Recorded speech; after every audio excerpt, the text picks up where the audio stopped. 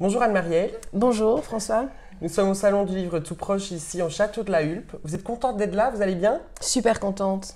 C'est un accueil chaleureux.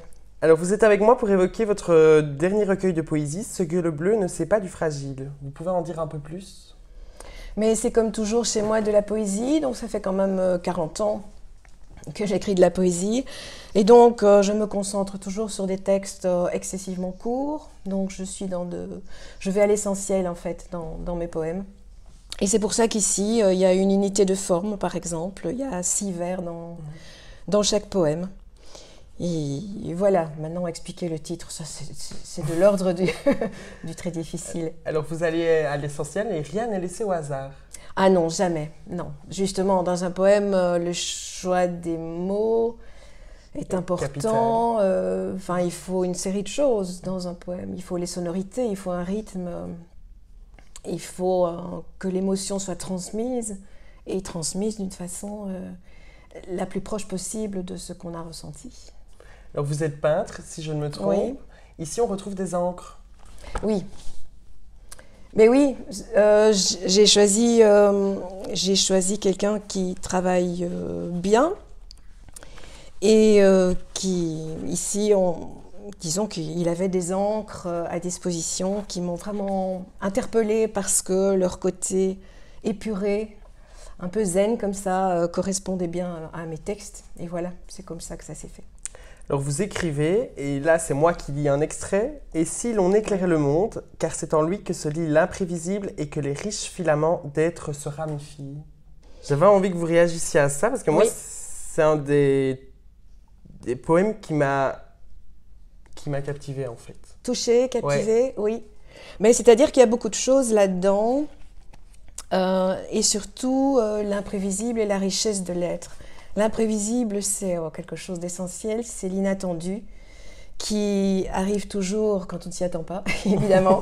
Mais c'est justement ça, sa force. Et souvent, l'inattendu fait aussi partie de l'éphémère. Quelque chose, on est comme ça sur une piste et puis tout d'un coup, il y a quelque chose qui se passe et qui prend aux tripes ou en tout cas qui fait ressentir quelque chose de profond et de fort. C'est ça toujours dans chaque poème, je pense que c'est ça que j'ai envie de mettre, c'est cet éphémère. Je crois qu'il ne faut jamais rater un rendez-vous avec l'éphémère. Ah, c'est beau ça. Alors vous l'évoquez ici pas mal, est-ce que pour vous les mots sont capables d'ouvrir le monde, et si oui, à quel point? À quel point ben c'est au lecteur de le dire et d'abord à moi. Moi j'essaye d'utiliser les mots les plus proches du ressenti et d'être au plus proche, oui, voilà, livre proche. Euh, Maintenant, le lecteur va peut-être ressentir autre chose, mais ce qu'il ressent, si c'est pas la même chose que ce que moi je ressens, ça n'a aucune importance. L'essentiel, c'est de percuter, de toucher, d'être finalement sur la même longueur d'onde que le lecteur, Comment avec le lecteur. définissez-vous la fragilité? Oh, le fragile. Mais c'est ce qu'on a en nous, c'est ce qu'on a en nous et que beaucoup de gens aiment cacher. Or, je trouve qu'on ne devrait pas cacher la fragilité parce que c'est là le plus important de l'être. C'est si on parle, si on arrivait à parler facilement de sa fragilité, je pense qu'on aurait avec tout le monde une communication bien meilleure et plus approfondie. Est-ce que vous nous lisez quelques extraits? Oui, éventuellement.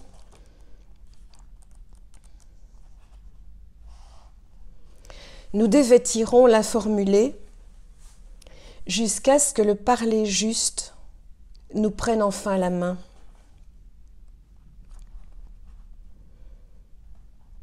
Approcher la vie dans ce qu'elle a d'infime, comme on redresserait quelques livres sur l'étagère de l'inouï. Qu'est-ce qui nous relie à l'éternel, sinon ce qu'il porte d'impalpable en lui?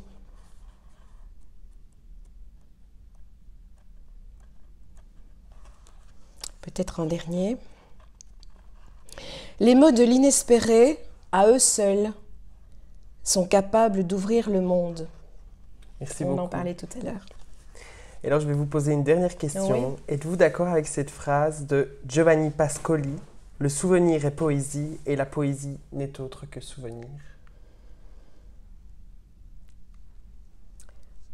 Pas trop, oui et non. Souvenir, oui, mais le poème n'est pas toujours dans le souvenir, il est aussi dans le présent. Le poème, c'est le réel, donc c'est pas l'imaginaire non plus. Le poème, c'est le réel.